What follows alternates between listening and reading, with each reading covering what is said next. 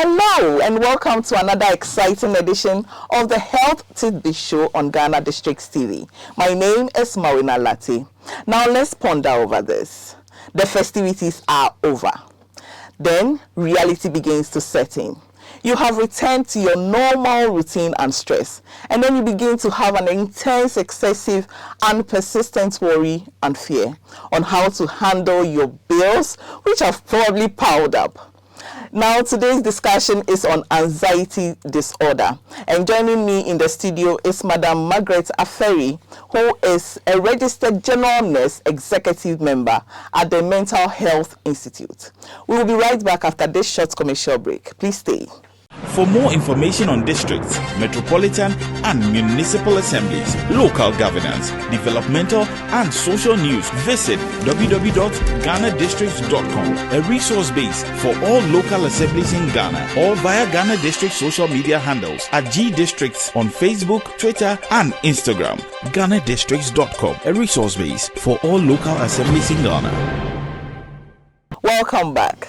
So, as I said before the break, our discussion is on anxiety disorder, and we have an executive member here, Margaret Aferi. Margaret, how are you doing? I'm doing well, by God's grace. I'm fine. Oh, we thank God. Thank you. As an executive member, what do you do? What's your role? Well, my role, before I go to that, I would like to acknowledge our Chief Executive Director, who is the founder of the Mental Health Institute. Okay. And I'm part of the team, so we do it together. So we are committed to providing quality mental health services, therapy. We have resources, over 10 years of experience from our dedicated team, which are also dedicated in transforming the lives of individuals through accessible and compassionate care, helping individuals to achieve wellness and creating a better future for everybody. Okay. Yeah. To begin with, on our topic for today, let's look at the basics. The basics of anxiety disorder. What is anxiety disorder, and how does it differ from our normal stress? Well, stress, to begin with, stress is an emotional response to a situation. Okay. Anxiety is normal. It's part of our everyday life. Anxiety, worry, nervousness, a feeling of unease, uncertain about an outcome. That is when you have anxiety, which is very okay and normal as individuals. So when does it become a disorder? So it becomes a disorder if it's becoming excessive, uncontrollable, and then you are worrying. The worry is now out of proportion to the situation. Even after the situation resolves, there is still worry, there is still uneasiness, there is still this nervousness. It becomes extreme and excessive even after the situation resolves. That's when we say it's anxiety disorder. Okay. So now we want to identify the symptoms, What are some of the symptoms to look out for that will tell you that stress has crossed the line? Maybe you have crossed the line. This one to anxiety. Yeah. So the symptoms, the signs and symptoms comes in physical and emotional form. So the emotional, we have difficulty in concentration, that's the brain fog, and also we have the physical symptoms, tiredness, we have stomach issues, we have difficulty in sleeping, restlessness. Yes. So when you say stomach issues, some people, it comes with the anxiety. Some people, when they are anxious, it presents in different ways. It comes in different ways. Some, they get palpitations, their heart, racing heart. Yes, that's race, palpitates, like serious, excessive. As if they are being chased by some wild animal. So all that symptoms, it affects within, from inside, all part of the... Does it affect the stomach issue? Does it make you use the washroom so much or something? Maybe. Individual differences, but you feel this kind... as you said, yes, and uncomfortable. It could be any part of your body that you have this uncomfortable. Okay. And then what are the types of disorders? Okay, so we have some common types of disorders like the GAD, which is the general anxiety disorder. We have panic disorder. We have phobia disorder. And then the phobia disorder, it comes with, I think, 3 forms. That's the agoraphobia.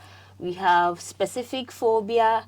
And then we also have social phobia. Yeah. So the agoraphobia, which one is that one? Is it the crowded spaces? Yes, that is for phobia disorder. That's under phobia disorder. Phobia, a fear for a particular thing. So the agoraphobia is, some say it's the fear of open spaces, but research tells us that not only fear of open spaces, but this is a situation whereby people are finding it difficult to go to open spaces because they feel that when they need help, they can't get help, and they feel that something bad might happen to them, so they wouldn't go. Okay. We have... Is that not an OCD, the No. obsessive compulsive disorder? No. That one is different. That one is different. Okay, so you go agoraphobia. ahead. Yes. So let me go over the common types that I mentioned earlier. The general anxiety disorder, that's worrying over different things in your life daily, health, money, work, all the different things. So the moment you are worried about something or a disorder, that it needs to reach, it needs to get to persist for weeks, 6 months over, and people do. Really? Yes, I was doing a research recently, and the onset for it to occur, that's like 30, 31, but which makes sense because at that age you are not married, probably you settle, you have kids and other things, so you are thinking a lot every day what to do. And a typical example is someone who isn't feeling well, needs to pick up their children at school. Mom is sick, they are calling, okay, I have to be here, work is calling, deadlines and all that. So the worry, excessive worry that comes in our daily life over everything, that's the general anxiety disorder. And then the panic disorder is a sudden intense attack of fear. What causes that one? That is a type of anxiety disorder. Oh. That is a type of anxiety disorder. And the causes, we have biological. If your family, if there is anxiety disorder running through the family, you have high tendency of having anxiety disorder. Wait, it can be inherited genetically? No. Yeah. Really? So yeah, if you have, that is... is it common? It's a risk for you. How do you inherit an anxiety? Anxiety disorder is a mental illness. So if it runs through the family, you are a high risk of having anxiety disorder. But what would control that from coming is your environment. Please. I get it. Please go ahead. Yes. And another causes is also childhood trauma. People go through the things they saw whilst they were growing up. It has changed the brain's processes towards fear. So later in life, they can get anxiety disorder. Can an example be someone who was robbed? Maybe robbers came to the house. So, and then this person now, whenever she's going to sleep, she's going to bed, she has to check her door several times. Check it if the door is locked. Maybe the person has locked the door, but will go ahead and be checking continuously. Like, check it, go back, wake up again, come and check the door. Is that one also part of it? It would be part, because we have already established the fact that the anxiety disorder, one major differences between from anxiety and anxiety disorder is that the anxiety, you come back to your normal state. But with the anxiety disorder, it impairs your daily life activities. it has to, because of something, you are not able to go about your relationship, your work, your duties, you are withdrawing from It some affects you social. that much? So if you see that effect, meaning you are there, anxiety disorder. Like you're not able to keep a relationship. Exactly. How? Some Go people into have details. the I fear want of to falling in understand. love, which is philophobia, if I'm not wrong. Even falling in love, people have fear of They falling. have a phobia in love. Yes, Wow. phobia for love.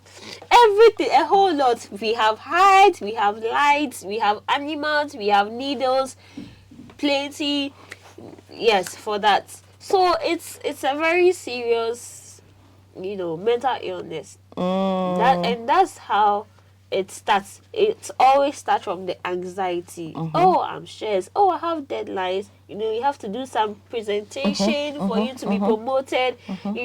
It's normal. The anxiety is there for you to be prepared, because anybody that have a test will not sit down and be late. If you are late, meaning automatically you have your time has reduced, then you are going Definitely. to fail and all that. Exactly. So you think about that. You wake up early, you go there early, make sure you're on time and all that. But here lies the case.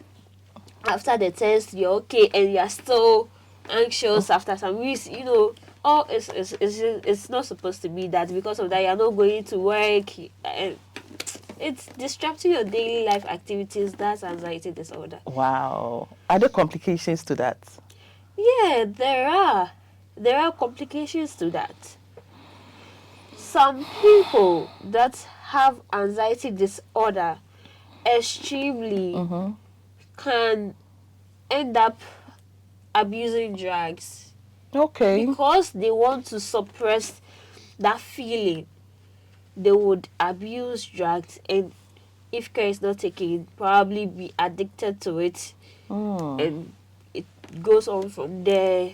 We can also have a cardiovascular problem. We're talking about the heart, because all the time your heart is racing, your blood pressure is high, you are not comfortable, you can't sleep. And if you are deprived of sleep too, it comes with its own consequences. Yeah. It affects your health. Yes. So if you are restless, you can't sleep and all that, you are definitely going to have some physical symptoms, and even your vital organs are going to be affected. And you're going to, So that one too is part of the anxiety. That's Anxiety causes. That's the complications for you to, when it delays longer. There is always help available. Of course, treatment is there, but if you are able to reach out early, yes, we can help you treat it. Okay, hold on the treatment bit. On that note, we'll go for a quick commercial break. Please stay. We'll be right back. For more information on districts, metropolitan and municipal assemblies, local governance, developmental and social news, visit www.ghanadistricts.com, a resource base for all local assemblies in Ghana, or via Ghana District social media handles at Ghanadistricts on Facebook, Twitter and Instagram. Ghanadistricts.com, a resource base for all local assemblies in Ghana. Welcome back. So before the break, we were about to touch on how to manage it or how to treat anxiety disorder. Margaret, how do we go about managing anxiety disorder? Okay, so in managing anxiety disorder, we have cognitive behavioral therapy. That's when you see a professional, they speak to you. It's just to, for the therapy is for it to shape you, how you think, how you feel, your emotions, and how you act. That's your behavior. And also we have lifestyle modification. We change certain things about what you used to do previously. If it's your sleep, as I said earlier, exercise, deep breathing exercise, and all that, to help in management. We have anti-anxiety medication, so they are there. We give, you see a psychologist or a psychiatrist, we assess you, diagnose you, and then we give you the drug, or let me see, the psych. Okay. So earlier you did mention of personalities. People having different personalities. Exactly. I want you to explain it into details with examples. Sure. So one of the causes is people's personality, especially the people who are highly sensitive to criticism, and then they are very, very sensitive. How sensitive? Whatever you say, hey, she said this about me. Even probably the person's mind is not there. The day is over. Past week, hey, so I didn't do it well. Oh, did I do this? Did I do that? You know, anxiety disorder also has to do with people that are always with the what if scenarios. What if this happened? What if that happened? What if? You get so many interpretations that are not even real. Exactly. So it's also there as a cause, and also life stresses. You know, throughout our life we go through stress all the time, but as I said earlier, especially it comes in positive and negative. Some people might be getting married. You know, it's nice. You are going to spend. Yeah. You have a new family, a new home. You know, that can also cause anxiety disorder, because first you were worried, you were anxious. After the marriage, you are still sexy, it's persisting for longer, and it's interfering with your life. You can't do other things you used to do again. It can cause that. Okay. Yes. So I want us to handle stigmatization. Great. There is this thing, they will tell you, oh, doctor, go and see a professional. But how do I go to a professional? How do I even accept the fact that I have an issue before I even take a step to the hospital to even see a psychiatrist or psychologist to even counsel me on my ailments? Because immediately you accept, the stigmatization begins. People start to point fingers at, oh, we were about them no. No, people do that. Yeah, people. So how do we manage stigmatization? Or I know we can't prevent it, but how do we manage it? Yeah. So with the individual, as you said earlier, if you want help is always available. In fact, help is the option. You have to help yourself, because with what you were talking about, the stigmatization is there. Some people, even without them coming out, society, people around you have seen you. For them to come out, they feel ashamed. It's okay. That's fine. Right now, the major thing we can do, as we are doing right now, is the education out there. Good. And we are here to educate people. Everybody is responsible for the education. You that you might be tuning in right now, watching that, might not be suffering from any anxiety disorder or mental illness, but you can listen and help someone come out of it. So it's very important that we educate people on it, and also with the stigmatization. When we are approaching and we are dealing with individuals who have mental illnesses, like what we are talking about, anxiety disorder, you call them one-on-one. You find a private place. Okay. You don't deal with it in public. Okay. Exactly. And you talk to them. Hello, I've seen some changes. This is so concerning. Do you mind talking about it with me? A very calm and therapeutic tone, you know. Exactly. The person will reach out to you and you listen. That's not when you are going to condemn the person. Your parents failed in raising you up. Why are you doing? Why are you behaving like that? So you have anxiety. Doesn't mean you have to abuse drugs. No, you don't do it like that. So you call them. I've seen some changes. So this is what, in a calm, subtle manner. Then you speak to them. Then you listen to them. What happened? People might be going through a lot, but they don't have anybody to listen to them. Yeah. So the key word is you listen to them. They will tell you. You would be surprised the kind of things they will tell you, what they are going through. And we should also know that anything can happen to everybody at a time. The last one I would say is when we get people who have recovered from their treatment, speaking to them. We have people, probably like 1 million people, who would see this on the net. If I have suffered a mental illnesses before and I'm here talking about it on the camera to people, what makes you think you cannot recover and also come out of it? Someone like me who is suffering from social phobia, that I am afraid that people will embarrass me and judge me. That's what social phobia is. Exactly. So they are always afraid and they're embarrassed of judgment, so they can't even be with people and go to social events. So if someone like me, for example, I'm able to go through that and I'm here in public and then I'm speaking about it on the camera, I don't, you know, really, so we should encourage people who have survived to also share their views and experiences. So, and then with this generation, I would like to say something. The Gen Zs, clack it. It would be very easy for something like that to come out, because you can now order anything from anywhere in your house. So I'm shy. I can't go. I'm afraid when I go out there. What if something happens to me and I need help? I can't escape. What will happen?